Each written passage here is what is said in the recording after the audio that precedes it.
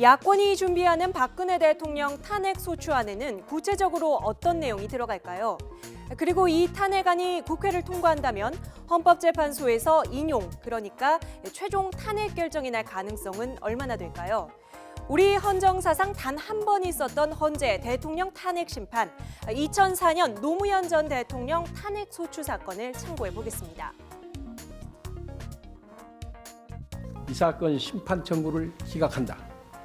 대통령의 법 위반 행위가 헌법소우 관점에서 중대한 의미를 가진다고 볼 수 없고, 당시 헌재는 노 전 대통령이 일부 헌법과 법률을 위반한 사실은 인정하지만 파면할 만큼 중대한 위반은 아니라며 기각 결정을 내렸습니다.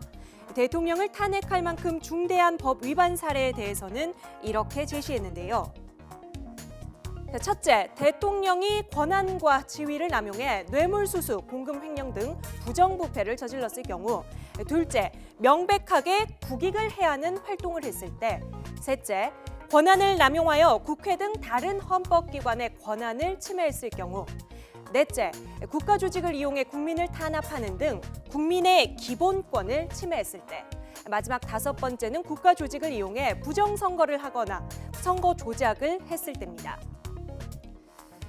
결국 대통령직을 유지하는 것이 더 이상 헌법소의 관점에서 용납될 수 없거나 대통령이 국민의 신임을 배신해 국정을 담당할 자격을 상실한 경우에 한해 대통령의 파면 결정이 정당화된다고 밝혔는데요.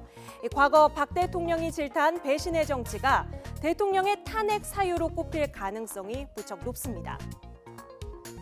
탄핵 소추안이 국회를 통과하면 헌재가 이를 심리하는 데 최장 180일, 6개월이 소요되지만 역시 노 전 대통령 사례를 보면 이 심리 기간이 단축되리라는 예상도 나옵니다. 대통령 탄핵 소추 사건은 국민적 관심이 크고 국정 운영에 미치는 영향이 막대하기 때문인데요. 노 전 대통령 탄핵 심판 당시에 헌재는 63일 만에 기각을 선고했습니다. 특히 지금은 검찰 수사 등을 통해 박 대통령의 법률 위반 여부가 비교적 명확히 드러나 있는 상황이고 특검과 국정조사도 예정돼 있는 만큼 관련 혐의에 대한 결론도 빨리 나올 것이라는 관측입니다.